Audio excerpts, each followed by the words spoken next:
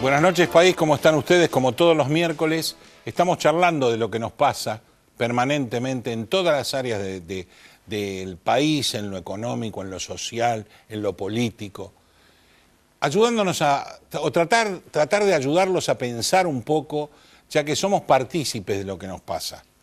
Sería interesante, por ejemplo, dilucidar por qué perdieron 4 horas determinados jueces, fiscales, funcionarios en Estados Unidos para dar los informes de Odebrecht. Con eso vamos a saber dónde fueron las coimas en Argentina, quién las recibió, de un bando, de otro, es lo mismo. Porque después la justicia no actúa. Después la justicia, que tiene un montón de casos, con 4, 5, 6, 7 procesados o procesos por persona procesada, no actúa. Los jueces aparentemente no pueden emitir sentencia. No tienen la necesidad o la suficiente información para poder emitir una sentencia. Como dice Spert, en Argentina Derogadas tenemos 70 años de decadencia en Argentina, decadencia a todo nivel, decadencia a nivel económico, decadencia a nivel cultural, decadencia a nivel sociedad por la no participación muchas veces de esta sociedad que somos todos, y que no nos damos cuenta que la torcedura de este país la vamos a hacer desde la sociedad. No vamos a conseguir políticos que voten reducir su gasto propio o su gasto político. No vamos a conseguir sindicalistas que se bajen de esos 40 o 30 años que están dentro de los sindicatos. Tampoco vamos a conseguir que los empresarios prebendarios que estuvieron hasta acá no sigan negociando con el Estado que sea, del color político que tenga, y no importa si tiene botas o pantuflas. Entonces uno piensa cómo podemos lograr recuperar a esos chicos que son pobres y que no tienen destino, recuperar a esos chicos que de repente están sumidos en la droga y en la pobreza, y que su único camino es ser burrito, dealer, o algo así, que es un camino fácil y destructivo. Los argentinos deberíamos pensar que estamos ante un proceso eleccionario. Primero, que como eleccionario es una encuesta carísima para el país, un país con 30 y pico % de pobres. Pero por otro lado, tenemos que pensar que somos partícipes. Cuando nosotros ponemos un voto, estamos definiendo qué es lo que queremos. Obviamente los políticos, la mitad de ellos no cumple y la otra mitad se olvida. Entonces deberíamos exigirle que cambien. Para eso debemos rumbear para otro lado. Pero creo que la base del país sigue siendo la cultura. Por eso en este programa vamos a estar mezclando todo. Lo que nos pasó en la política, lo que nos pasa en la cultura y lo que nos pasa en las encuestas para esta nueva encuesta cara que vamos a hacer en cuanto a las PASO, que yo creo que habría que eliminarlas en algún aspecto en esta instancia, y por otro lado, que nosotros somos decisores con nuestro voto de lo que podemos cambiar o queremos cambiar en el país. ¿Quién vamos a tener como invitados en este programa? Vamos a tener un diputado del Frente Renovador, del Masismo de Santa Fe, que se llama Alejandro Grandinetti. Vamos a tener a alguien que nos va a hablar de cultura, nos va a culturizar a todos con su sabiduría, que es Alieto Guadañi, y por supuesto vamos a tener como último invitado, antes de nuestro columnista, a Gustavo Marangoni, que nos va a hablar de las encuestas en la provincia de Buenos Aires. Por supuesto vamos a estar charlando, como todas las semanas, con el doctor Peña, al final del programa, tratando esta reforma tributaria que cada vez le tengo mucho más miedo de lo que le tenía antes. Señor director, los que auspician este programa y nos permiten estar 20 años con ustedes, y venimos con los invitados. Gracias.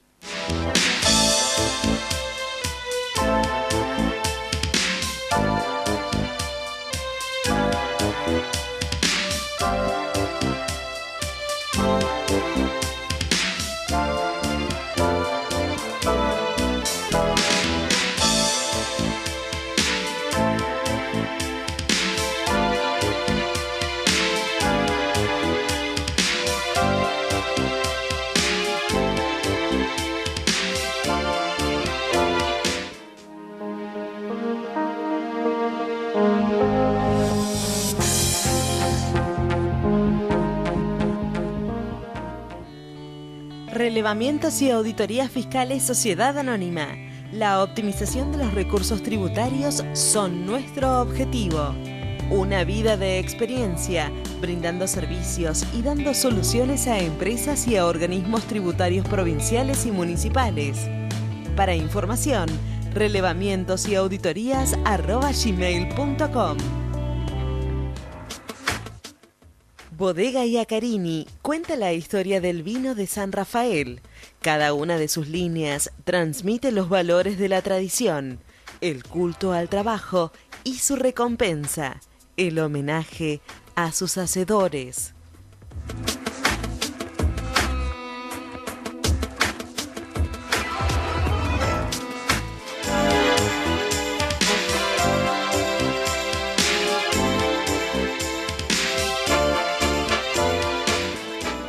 Primer bloque del programa y hablando en la apertura con respecto a la cultura, que creo que es la base de lo que el país necesita, el cambio como para poder progresar y no corto plazo. Estoy nada más ni nada menos que con Alieto Guadañi, director del Centro de Estudios de la Educación Argentina. Gracias por estar acá, Alieto. Muy amable por la invitación. Y realmente me preocupa mucho el tema de la educación, me preocupa cómo hacer un cambio en esta educación que para mí al chico lo aburre. Bueno, si uno mira la historia argentina, nosotros el siglo XIX fue el siglo de la escuela primaria y lo ganamos por goleada, Sí. gracias a dos personajes, Domingo Faustino Sarmiento y Julio Argentino Roca, que es el que sanciona la ley 1420. Siglo XX fue el siglo de la escuela secundaria y perdimos 1-0, nos quedamos. Y el siglo Igual yo creo que la siembra que hizo Sarmiento todavía al argentino le tiene que su hijo tiene que estudiar. Correcto. Cosa que no en toda Latinoamérica se da muchas veces. Bueno, Pero sí en Argentina. Nuestra graduación secundaria es más baja que 9 países latinoamericanos. Sí, claro. Nosotros, Ahí vamos a la calidad y en cobertura. y en cobertura. Exacto. Hoy Chile está graduando en la escuela secundaria el doble que la Argentina. Y hay 10 países latinoamericanos que tienen mayor graduación cuantitativa que la Argentina. La Argentina tiene un retroceso impresionante con una característica que ha profundizado la desigualdad. La Argentina tiene no solo un problema de calidad educativa, sino de que la desigualdad se ha abierto, se ha profundizado. Se dice que de cada 100 chicos que entran a primer grado, terminan el secundario 45. Eso es cierto, pero es falso. ¿Por qué es cierto y es falso? Porque es el promedio. Pero entre los que entran a escuelas privadas, de cada 100 se reciben 75. Claro. Y de los que entran a escuelas estatales, de cada 100 se gradúan 25. Jaque mate, decime dónde naciste. La media, claro. Decime dónde naciste. ¿Naciste en la villa? Estás condenado. Y a vos la gratuidad a la universidad no te va a alcanzar. ¿Sabés por qué? Porque vos no vas a terminar la escuela secundaria. Tenemos un problema muy serio, incumplimiento claro de leyes importantes. Hoy el calendario escolar argentino, más días de clase no aseguran que la educación mejore, No. pero menos días asegura que empeore. Sí, seguro. Sí, Perfecto. seguro. Ninguna Muy duda. bien. Hoy un chico chileno que termina tercer grado y está en cuarto grado, y lo mismo que un colombiano, ya tuvo más horas de clase que un chico argentino en todo el ciclo primario. ¿Por qué? Todos estos países, además de tener 190, 200 días de clase, Cuba tiene 200 días de clase, acá hay 180 que nunca se cumple, tiene jornada extendida. La jornada extendida ha permitido mejorar mucho la educación en América Latina. Claro. Pero en Argentina, una cosa notable, además la desigualdad. De la General Paz para acá, en la Ciudad de Buenos Aires, la mitad de los pibes en escuelas estatales están en jornada extendida. Ajá. Usted cruza la General Paz, entra en los 24 partidos del conurbano, el foco duro de la pobreza y la exclusión social argentina, y hay 3 de cada 100. Claro. Ahí tenemos un problema gravísimo. Gravísimo. Gravísimo, gravísimo. Porque usted lo decía en la introducción del programa, el que no tiene un buen nivel educativo en este siglo XXI, su destino es ser ayudante de un dealer, andar correteando la Claro, droga, claro. como hacen los pibes de las villas. Sí, sí, claro. ¿Saben? Bueno, es el no destino de los chicos de la villa. Los ninis. Y permítame, no que le corrija, pero que complemente lo que usted dijo. Habló 35% de pobreza. Ujú. Estoy de acuerdo, pero yo ya no usaría la palabra pobreza, yo hablaría de exclusión social. La Argentina empeoró, no tiene más pobres, tiene excluidos. ¿Por qué? Porque pobre es un concepto básicamente económico que está involucrado a la falta de empleo. O sea, cuando cae el nivel de actividad económica, sube la pobreza porque la gente queda desocupada. Hoy usted, por más que reactive la economía y vuelva a crecer la economía, en serio, esa gente no se puede incorporar al mundo del trabajo. No está capacitada. No está capacitada. Ese es un problema gravísimo que tenemos. Y bueno, el problema futuro justamente es el cambio en que el mundo está funcionando y nosotros que nos estamos quedando muy atrás de lo que el mundo va a requerir de acá a 10 años, a 5 años o a 20 años. Correcto. Y hay otro tema al cual se habla poco y poca gente le presta atención, es el tremendo atraso en la universidad. Si yo le dijera a usted que nosotros tenemos más estudiantes universitarios, obviamente en proporción de la población, que México, que Colombia, que Brasil y que Chile, usted diría que bueno. Y si yo le dijera que estos países tienen entre 70 y 80% más graduados universitarios que la Argentina. Qué malo. Es una población estable, digamos, o sea, no se recibe. No se recibe. La mitad de los estudiantes universitarios, después de estar un año en la universidad, no aprobó más de una materia cuatrimestral. La deserción es impresionante en las estatales y en las privadas. De cada 100 muchachos que entran a una universidad estatal, se van a recibir 40. 60 se quedan en el camino. Y de cada 100 que entran a una universidad privada, en las privadas se van a graduar 40 y en las estatales 30. O sea, en el resto del mundo se gradúan 60, 70. Hay mucha más Seguimos siendo muy bajos en la graduación. Muy bajo, porque además somos el único país de América Latina, bueno, el único no, pues está el Uruguay, que no tiene exámenes previos al ingreso a la universidad, exámenes generales. Y fíjese que la izquierda argentina se opone a eso. Bueno, que me aclare la izquierda argentina. Bueno, pero de ahí el receptáculo de que nosotros tengamos tantos alumnos extranjeros. Esto es muy interesante lo que usted dice. Estos alumnos extranjeros, claro, los colombianos, hay que preguntarse si aprobaron el examen allá. Claro. Es probable que no. Es probable que no, lo mismo que los chilenos. Claro.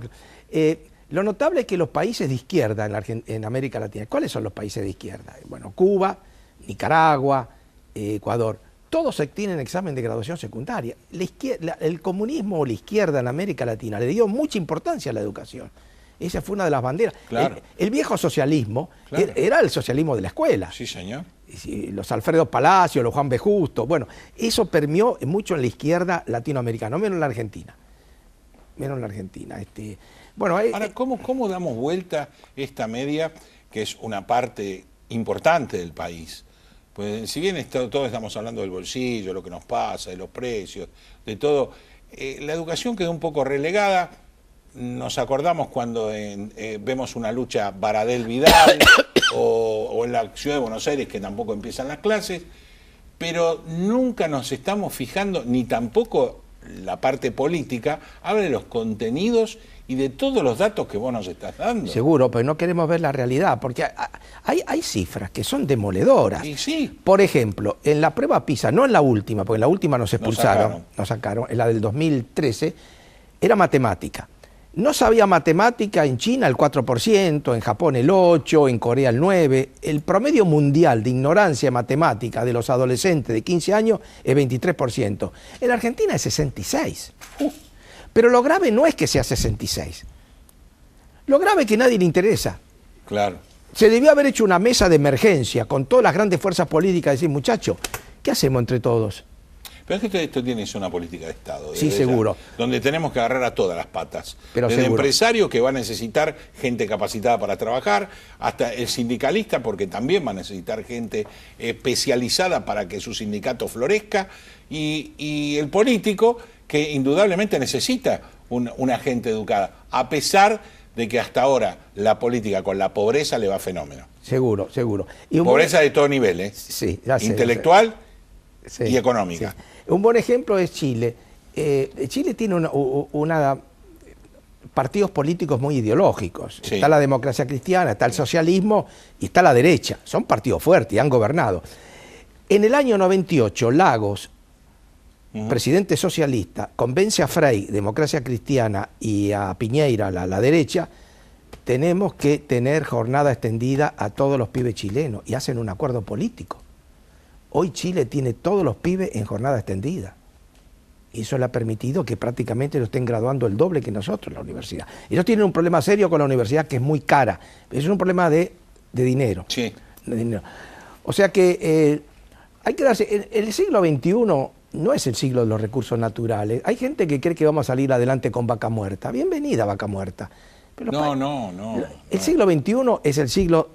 Mire, hay un estudio del Fondo Monetario, estudio muy completos. Esta gente se tomó el trabajo de medir el valor financiero de todos los activos del mundo reales. Las fábricas, los oleoductos, los gasoductos, los barcos, los aviones. Y midió el valor financiero de esto. ¿Sabe cuánto es la proporción? 4-1 a favor de esto. Claro. Es más importante el nivel de conocimiento. Las inversiones en las próximas décadas van a ir a los países donde la gente entienda el lenguaje matemático, entienda...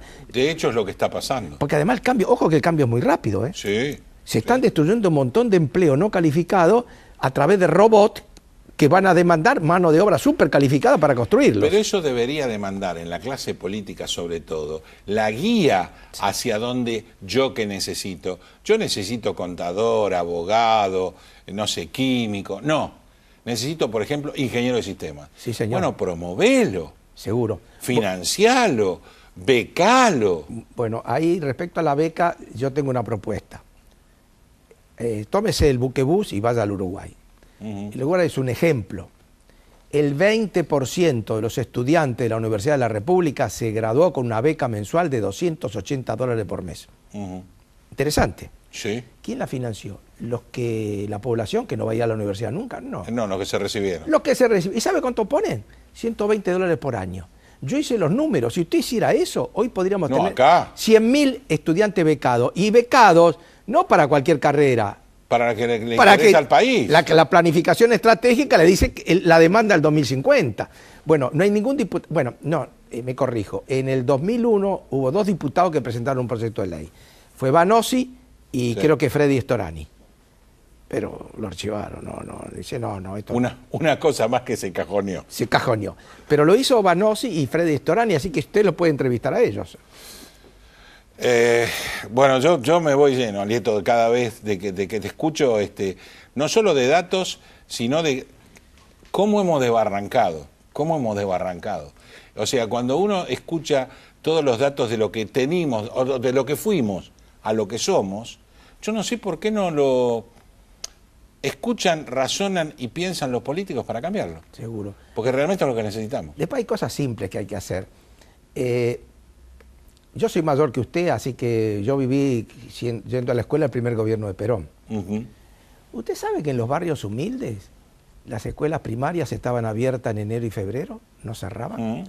Pero no estaba el maestro estaba de vacaciones. Había un profesor de educación física, me acuerdo que había uno en el taller, que yo no podía manejar la garlopa. Actividades. En los colegios de chicas había corte y confección, claro, cocina. Actividades. ¿Por qué cerramos las escuelas en enero y febrero? No podríamos... Si en las villas puede ser el único centro comunitario, porque no hay muchas parroquias, hay algunas evangélicas, católicas, pero... Sí, no, pero es una manera... ¿Por qué desperdiciamos estos activos? De sacar al chico de la calle y además de canalizar lo que él le va a ir gustando o lo que es necesario que le guste. Pero y además de algo importante, la lucha contra la droga tiene que potenciarse también con el deporte. Ni más ni menos. Es importante, a mí me da pena que todos los sábados y domingos no haya maratones en toda la provincia de Buenos Aires, en los pueblos, 10.000, 20.000 metros, una media maratón, una maratón entera son 42 kilómetros. El deporte es el gran antídoto. Y ya lo decían los griegos, ¿no? Mente sana. Incorpore sana. Gracias, Alieto, por haber estado en Economía Ahora. Gracias por todos los datos que nos da. Y espero que el video lo pasen muchos, que lo pueden ver en YouTube después de esta emisión del programa el día de mañana y empiecen a nutrirse de lo que nos pasó a los argentinos. Una pausa y enseguida volvemos. Gracias.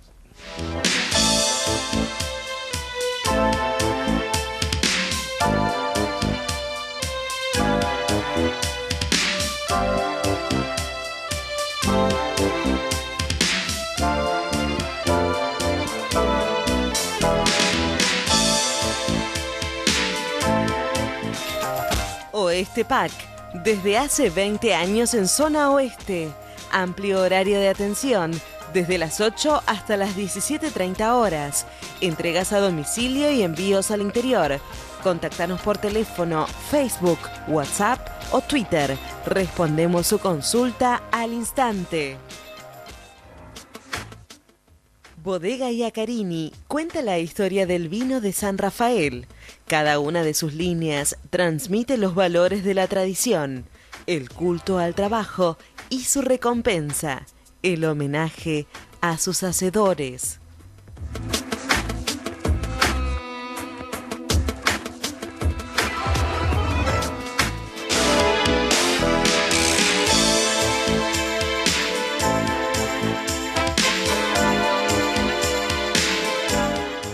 Bueno, volvimos y obviamente hablamos de que íbamos a estar hablando de política con un político, un diputado de la provincia de Santa Fe, más puntualmente de Rosario, ciudad luz de Santa Fe.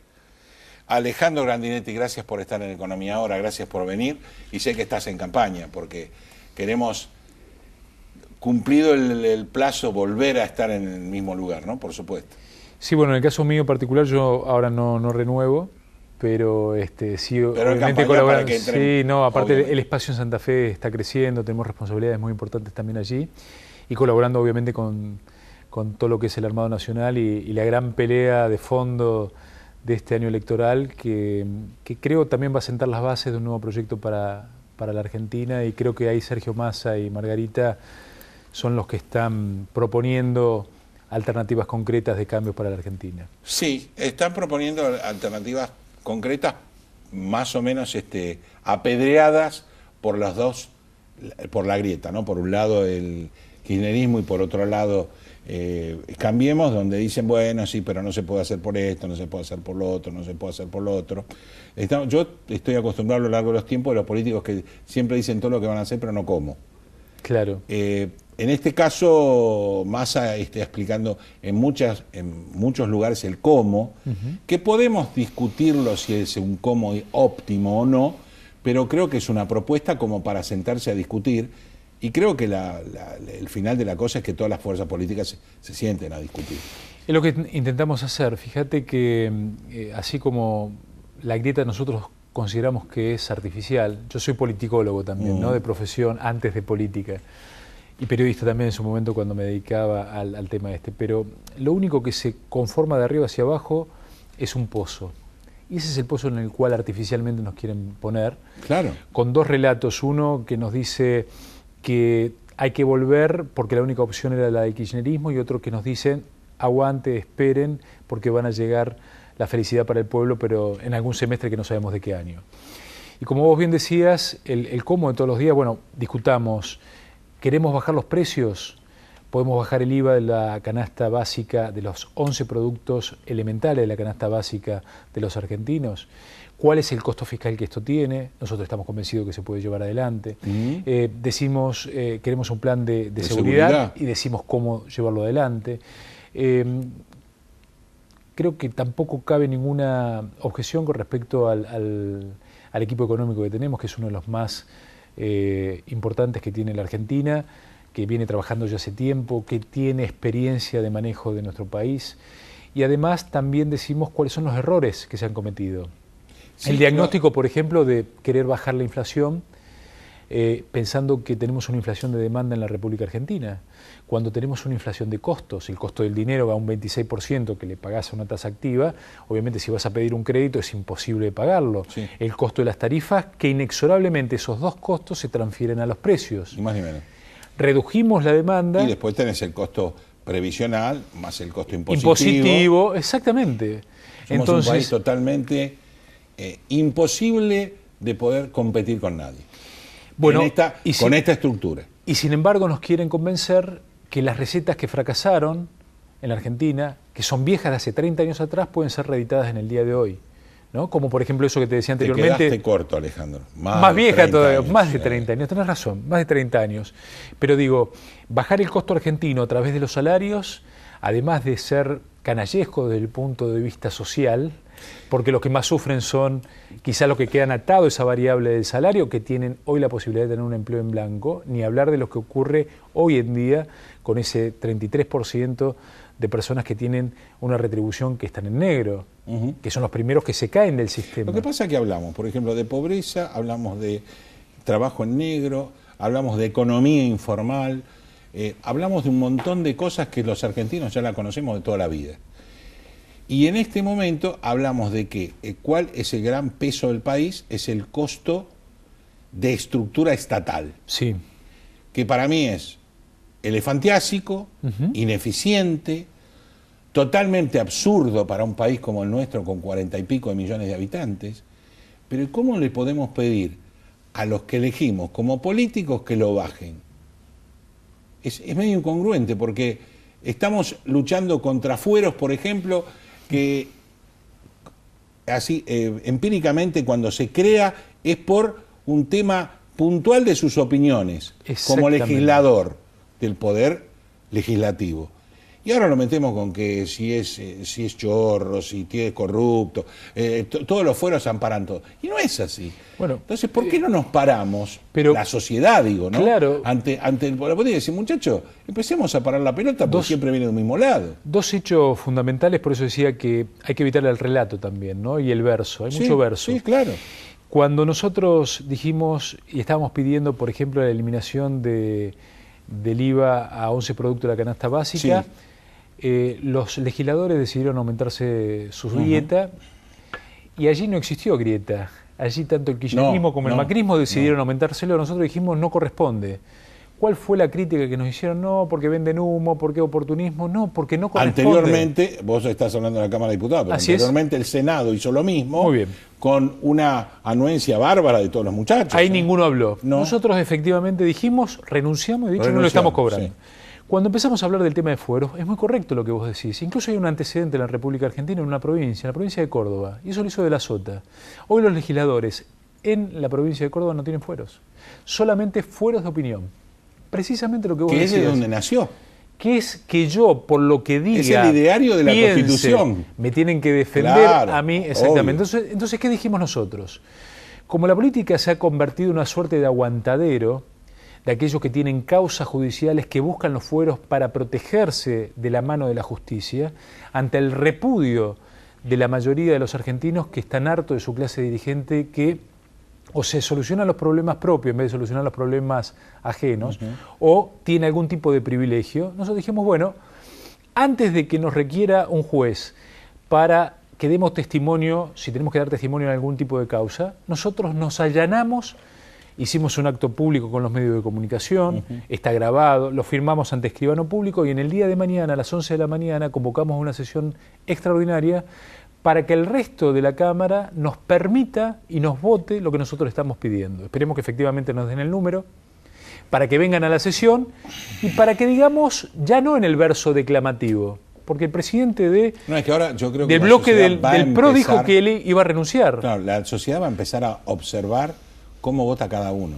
Claro. En lo fuero debido, en lo que pase. La sociedad va a estar observando porque yo creo que comió mucho vidrio.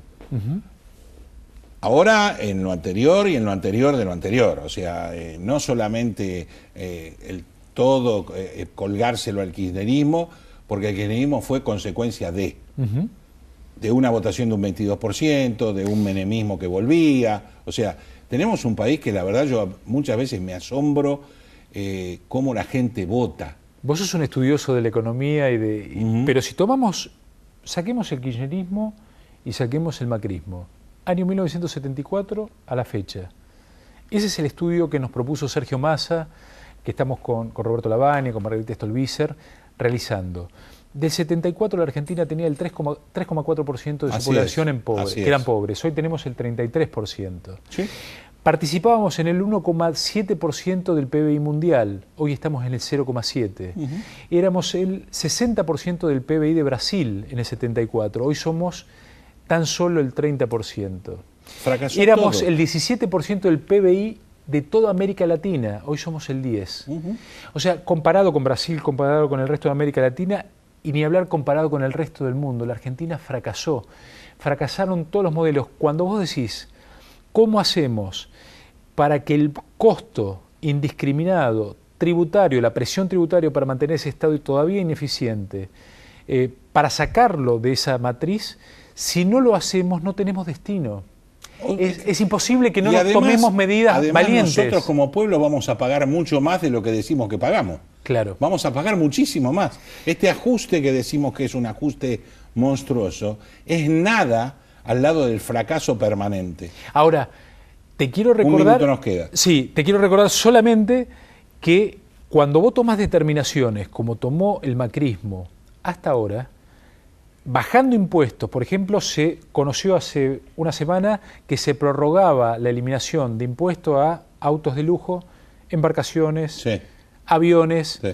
Cuando vos decís los que sacan el oro de la Argentina no van a tener ningún tipo de retenciones, al tipo un chacarero que tiene retenciones para su cultivo, o sea que no es igual para todo el mundo. Las decisiones políticas siempre tienen un costo fiscal y siempre tienen una promoción. El tema es saber qué intereses defiende cada una de las fuerzas políticas. Gracias, Alejandro, por haber venido. Bueno, de nuestra bodega Boutique te regalo para que tomes un buen vino y bajemos todo este trago amargo. Bueno, y muchas por gracias. supuesto, un éxito para ustedes,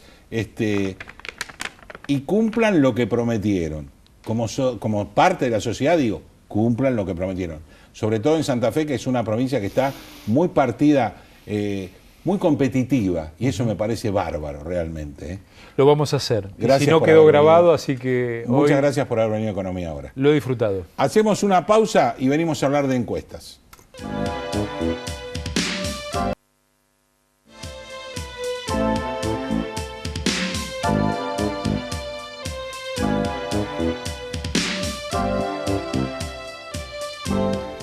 Tercer bloque del programa, y me parece mentira estar hablando lo que voy a hablar con la persona que voy a hablar.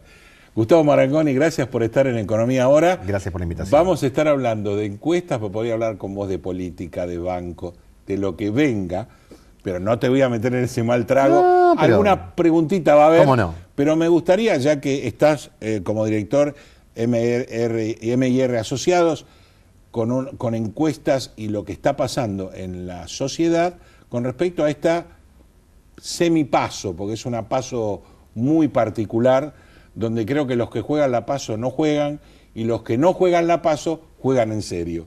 Sí, yo coincido contigo. Es una paso particular porque las fuerzas más representativas no disputan nada.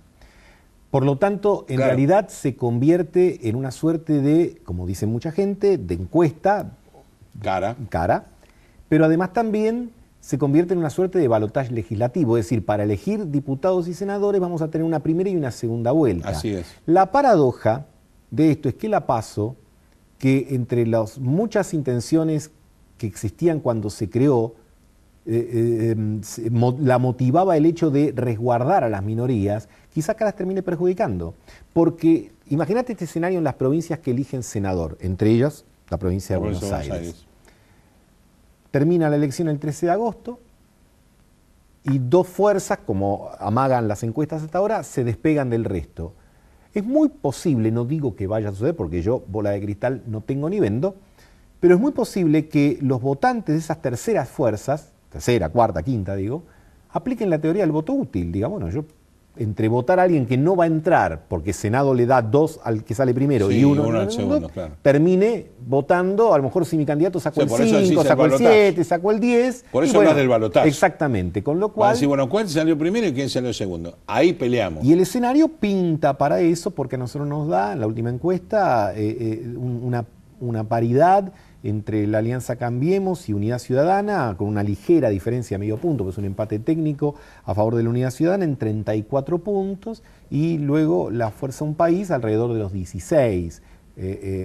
Florencio Randazzo con un poco menos de 5 y la izquierda de Pitrola y del Caño con un poquito menos de 4. Entonces, evidentemente, hasta aquí por lo menos, es cierto, faltan 30 días, hay que ver el Pero eje de la creo- campaña, claro. pero vos fíjate una cosa, que nosotros le preguntamos... Pero es tendencia ya. Es tendencia, además nosotros hicimos una pregunta que llamamos de fidelización del voto. Dijimos a la gente, bueno, una vez que nos dijo a quién voy a votar, le preguntamos, ¿y usted cuán seguro está del voto? Es decir, lo Sí. voy a mantener. 100, no 100. En el caso de los votantes de la Unidad Ciudadana, el 91% dicen voy a votar a Cristina. Digamos, ya está, ya lo definí. Solamente un 9% dice, bueno, puedo evaluar cambiarlo. En el caso de Cambiemos, el 87%, es decir, Baja. hay una sí, pero igual es muy Igual alto. es alto. La certeza. En las otras fuerzas ya es menor. Y ahí fíjate que tenés un tema, porque ¿qué es lo que van a hacer las dos? Un poco lo que están haciendo. Es ir a pescar ahora fuera de la pecera. ¿Hasta qué hicieron el manual? Aplicaron el manual. Le hablaron Claro, a los tienen propios. Su piso techo. Exacto, acá le hablaron a los propios. Ahora empiezan a tratar de pescar fuera de la pecera. Saben que no van a poder pescar mucho, 2, 3 puntitos. Es muy difícil. Bueno, pero 2, 3 puntitos. Te en la paridad que vos estás obvio, diciendo. te define la elección. Te define la elección. O por lo menos define la primera Tu vuelta. mayor cantidad de senadores, o sea, te define si tenés uno más o uno menos. Bueno, claramente. Ahora, veremos cuál es el comportamiento luego del 13 de agosto. Pero lo que es de presumir que, insisto, haya una suerte de tendencia al voto útil, por lo menos en la franja de senador. Un elemento que también habrá que ver es el nivel de corte de boleta, pero me parece que no va a ser tan significativo. No, creo que va a tener menos significatividad que en una presidencial. Sí, lógico, porque además aquí me parece que no hay tanto espacio para algún tipo de alquimia medio rara. En general, el grueso de los votantes es de meter una boleta completa, salvo en algún centro urbano donde pueda haber algún candidato que tenga algún tipo de arrastre. Siempre estamos hablando de la provincia de Buenos Aires. En la capital federal, bueno, eso puede tener un comportamiento diferente, tampoco de un grado enorme, pero a lo mejor más distinto al resto de las provincias. Yo creería que la gran definición va a ser el 2019. O sea, tenemos una capital federal manejada por la misma fuerza, con el mismo tiempo que estuvo el kirchnerismo en el gobierno. Sí. Y el desgaste existe. Bien o mal. Sí. No estoy juzgando gobierno, pero estoy juzgando desgaste. Sí, es un tema, ¿no? Siempre te escuchaba hablar y me acuerdo de esa famosa y cínica frase de Gianni Amicelli, un clásico primer ministro de Italia en la época de la Italia del pentapartido, que decía: el poder desgasta al que no lo tiene. Claro, digamos, ¿no? Claro, lo cierto es que el PRO en la capital federal, o cambiemos como se denomina ahora, o no se denomina ahora, porque justamente esa es la matriz del problema, pero después de 10 años, y serán 12, como bien señalamos, en el 2019, tiene muy afiatados los resortes del poder y también, indiscutiblemente, más allá de los temas de la gestión, Gustavo, tiene un dominado. poco a lo que tu encuesta también plantea, un tema de imagen. Vos planteaste, ustedes vieron la imagen positiva negativa de Macri, la imagen positiva y negativa de Vidal, por ejemplo, que es lo mejor que tiene el PRO, Cambiemos, digamos, y ¿qué imagen te da PRO Rodríguez Larreta? Bueno, no creo que sea muy buena. No, pero nosotros no medimos capital. Quienes miden, aparentemente no le da mal, pero yo puedo sí dar fe de lo que medimos nosotros, que es en provincia de Buenos Aires, y este también es un elemento importante a considerar para agosto y para octubre, porque vos fíjate una cosa, cuando vos ves la historia electoral de la provincia de Buenos Aires, la elección tiene como una suerte de estrés, de tensión. Si es de medio término, se plantea entre un plebiscito a favor o en contra del gobierno de turno nacional y eventualmente lo que esté sucediendo a nivel provincial. Acá no cabe ninguna duda. María Eugenia Vidal tiene saldo positivo de imagen, saldo positivo de gestión. Macri tiene saldo negativo de imagen personal, saldo negativo de gestión. Es decir, esto explica por qué, entre comillas, la trasladan a Carrillo a la capital. Porque no querían superposición de dos figuras. Dijeron, bueno, vamos a cubrir los dos territorios más importantes, o al menos de lo más importante, con imagen, y que no se nos superponga en la provincia de Buenos Aires la imagen positiva de Vidal, que tiene unos atributos, con la de Carrió, que tiene otros atributos. Pero me parece a mí que la política económica, y de alguna manera entrando en lo que es la cuestión que también nos gusta, digamos, la política económica no mide bien. Por eso el gobierno está tratando de hacer una suerte de pivote entre el pasado y el futuro, tratando de saltearse el presente. Cristina tiene un discurso, mira que las paradojas de la política. Cristina tiene un discurso de economistas, de economía pura. Y de hecho, la Unidad Ciudadana y la fuerza de la oposición han llenado de economistas las listas. Convengamos en que Cristina empezó a descubrir la economía cuando se fue. Sin duda, pero es cierto. Tiene un cambio absoluto de imagen, que se fue al PRO, parece que la asesorara Durán Barba, y que empezó a descubrir cosas de la economía que antes no pasaban. Bueno, exactamente. ¿Y qué pasa con el oficialismo? El oficialismo tiene un discurso más institucionalista y tratando de evitar la economía, lo cual Aparentemente es como raro, porque vos decís un gobierno de CEOs, de empresarios, de economistas prestigiosos. Sin embargo, en el tema de la economía, como no da resultados, sobre todo en la provincia de Buenos Aires, y específicamente en el conurbano, que es donde mejor mide Cristina, entonces vos tenés dos estrategias claras. La oposición del lado de Cristina te habla de economía, y el gobierno te habla de corrupción. Y los dos quieren evitar los temas del otro. Sí, sí, sí. Si vos a en Cristina, ese aspecto son cada vez más parecidos. Exactamente. Hay temas que de hecho no se habla. De esto no se habla. Entonces el gobierno te dice, economía, no, bueno, la economía no, pero acá lo que se juega es el proyecto de país, el camino, el sendero, etcétera, la transparencia, la institución. Y vos le vas a plantear al kirchnerismo, bueno, hablemos de todas estas cosas, no, pero esto no es importante, No, acá lo eso no es importante es si importante. vivís mejor ahora o antes, si antes vivías mejor. Entonces ahí tenemos el clivaje, el corte, la oposición entre una y otra fuerza. Gracias, Gustavo, por haber venido. Por la invitación, por hemos insistido mucho y te tenemos acá. Te voy a obsequiar de nuestra bodega boutique muy un bien. vino para que lo tomes con tu familia. Así y será. por supuesto te voy a tener en cuenta para lo que sigue de estas elecciones, para este repechaje o balotaje que va a existir en el mes de noviembre. A o disposición octubre, perdón. plena. Gracias por la Muchísimas gracias invitación. por haber venido. Por favor. Una pausa y venimos a hablar con el doctor Peña de la reforma tributaria.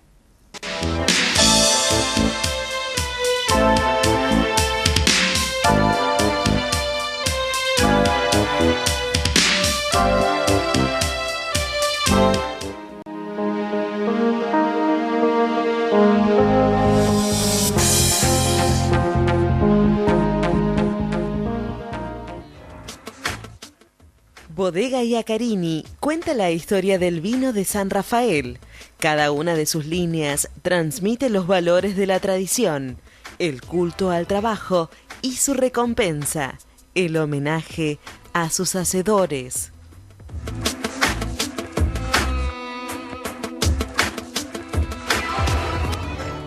Relevamientos y auditorías fiscales Sociedad Anónima.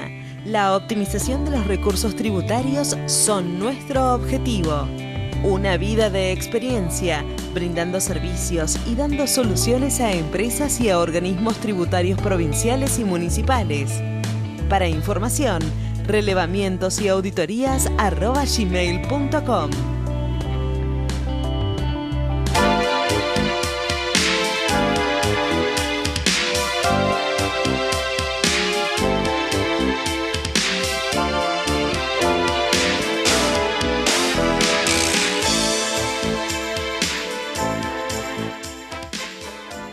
Bueno, llegamos al último bloque del programa, es el más jugoso, que estamos hablando siempre de cosas que decimos hace largo tiempo. Doctor Peña, buenas noches, ¿cómo está? ¿Qué tal? ¿Cómo anda, mi doctor? Nosotros hablamos mucho tiempo de la reforma tributaria, están hablando todos los diarios, reforma tributaria, si llevará, para el gobierno llevará menos de una década que se note una baja de los impuestos.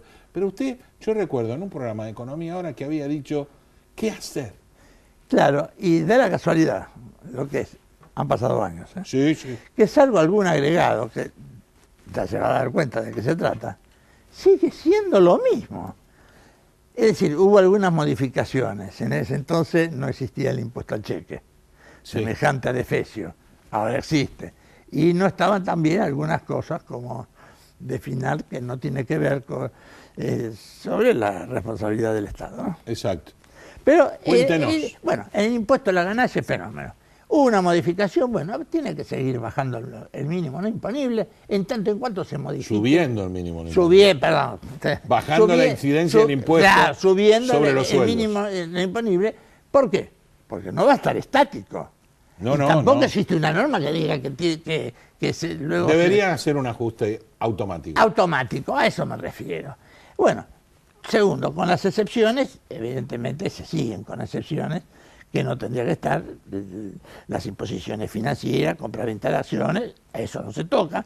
Aparecen algunas nuevas que no estaban en aquel entonces cuando tenía esta ayuda a memoria, que era, digamos, los beneficios a las mineras, que yo no sé qué privilegio tienen las mineras sobre otras actividades primarias.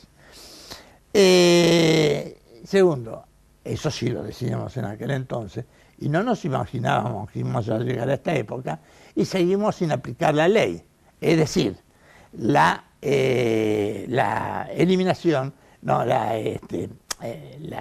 no aplicación de la actualización en los balances el ajuste por inflación. El ajuste por inflación en los balances impositivos. Sí, sí. Que esto sigue, evidentemente, Es una aberración. cada vez peor y cada vez la bola más grande. Sí. Bueno, si vamos al IVA, bueno, habíamos dicho. La universal media, la media universal está en el 15%. Nosotros decíamos primeramente rebajarla por lo menos al 18%, que fue la tasa con la cual, no con la que nació, el primer aumento después del 15. Empezó con el 15, subió al 18. Entonces, Empezó con el 13. empezó con el 13, es verdad. Entonces yo digo, bueno, aplíquese el 18 para que no gravite mucho y luego llegar al 15. Del 18 al 21 fue una emergencia de Caballo. Una emergencia, efectivamente la época de Caballo. Qué extraño esas cosas en ese entonces. ¿Qué Bueno, Caballo? pero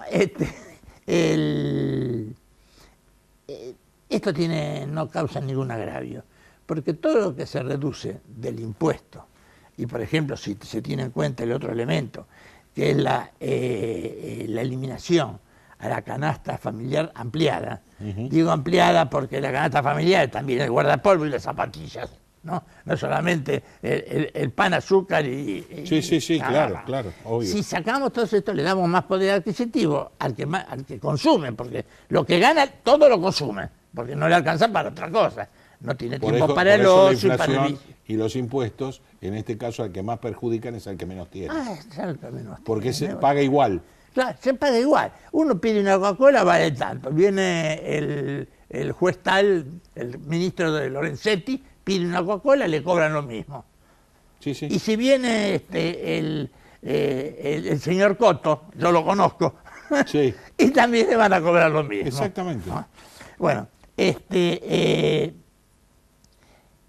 el impuesto al cheque, no hablemos más. El impuesto al cheque no tendría que haber aparecido nunca porque es un impuesto que no tiene razón de ser. Si se tiene en cuenta que se está manejando conforme montos imponibles que los cuales ya pagaron impuestos. Nada más que es el momento de la bancarización en la cual... Era el más fácil de recaudar diariamente, No, claro. también por la misma gestión de Caballo. También con la misma gestión. Y eso es 0,6. La gestión 3. Y ese 0,6 y 0,6 terminando así, con la inflación, todo el mundo entre el 0,6 y 0,6. Sí, Antes sí, había sí. una discriminación. No, pero el crecimiento fue fabuloso. Claro, entonces... Si uno analiza lo que giraba el cheque hace 10 años atrás, 5 años atrás, con lo que gira hoy, es totalmente... ¿Pero qué graba? Yo no sé lo que graba. El monto. El monto, graba el monto. Claro. El monto que ya Entonces pagó. crece como loco. Con eso ya está Como grabado con todos los impuestos. Como crece el 27% de los servicios, una vez que los duplicaron, Claro. los duplicaron. Entonces, a mí me causa gracia cuando dicen, no, la recaudación tributaria superó a la inflación. ¡Qué novedad!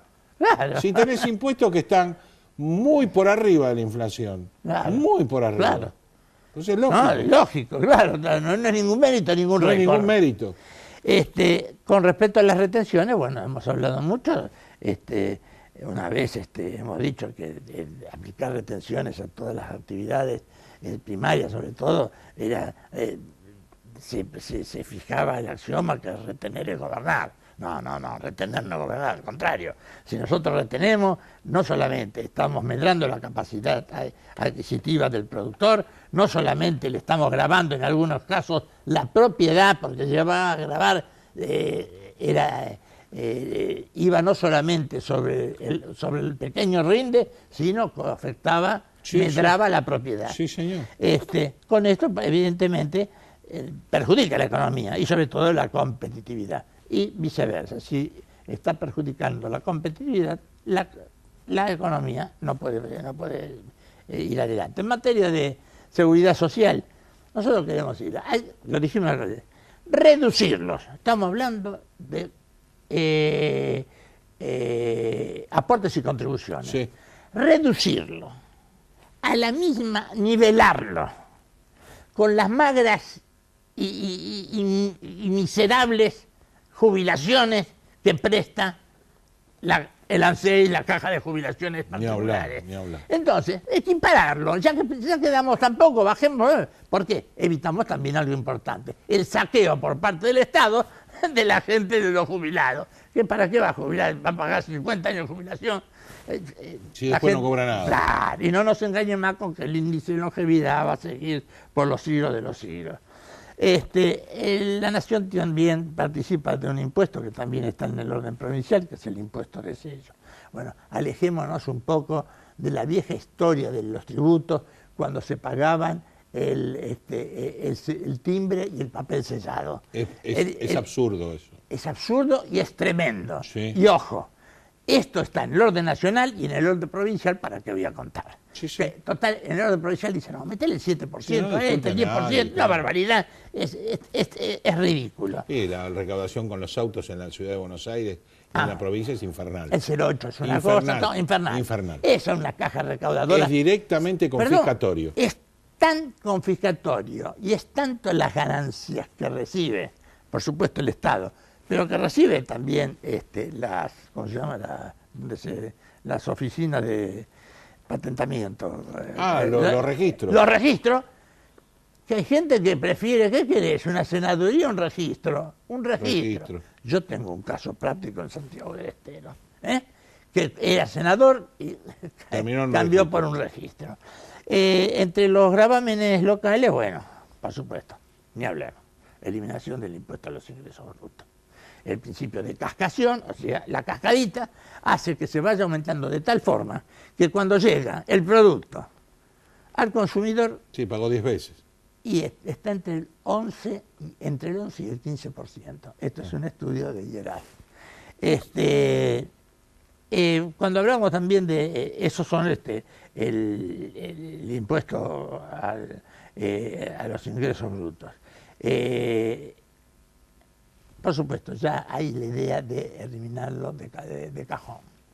Sí, es la única idea que planteó Dufort. Sí, bueno, está bien, pero esto lo vemos diciendo hace rato, este papelito tiene más o menos 10, 12 años. Sí. Los gravámenes municipales. Bueno, alumbrado, barrido y limpieza tiene que estar mensurado en la misma dimensión en que se brinde el alumbrado, el barrido y la limpieza. No entre las 4 avenidas, sino más allende de las 4 avenidas, en los suburbios, al conurbano, donde la lamparita se ve de un cuarto de bujía, donde no hay pavimento, donde sí, no hay nada. No hay cloaca, no hay cordón cuneta, no hay nada. Evidentemente, y lo mismo, el gravamen que es una tasa, ¿no? Cuando yo hablo de gravamen mezclo la tasa porque todo sale del bolsillo del contribuyente. Es la tasa de seguridad y higiene. Tiene que tener Otra también otro parangón tal cual. Nos queda un minuto, Luis. Sí, bueno, esto es fenómeno.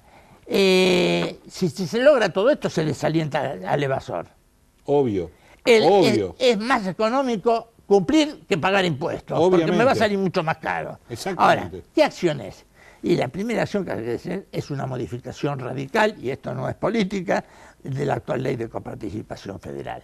La verdad, hay que achicar la división primaria y restarle un poco al poder federal, porque entre paréntesis se desligó de la policía, de la asistencia, de la salud, y todo eso, la educación. Pero también en las provincias necesita para la secundaria, según el esfuerzo que realizan, o sea, la corresponsabilidad fiscal, el esfuerzo fiscal que realiza. De esta manera quedará erradicado el robo y el despilfarro, porque el Estado también va a ser partícipe en esa corresponsabilidad. Tengo que dar el ejemplo para que todas las provincias federales también cumplan eso. Bien, pero para eso sí, tenemos que bajar de 22 ministros a la clásica que estaba entre 5 y 8. Tenemos que bajar el gasto de 80 secretarías y, como si fuera poco, por supuesto, va incluida la dirección de bicicleta. Gracias, Luis María. Bueno, a ustedes fue todo por hoy. Realmente un programa casi agotador, pensando sobre todo que le estoy pidiendo a los jueces que juzguen y dicten sentencias. Muchachos, los pantalones largos y a laburar. Hasta la semana que viene.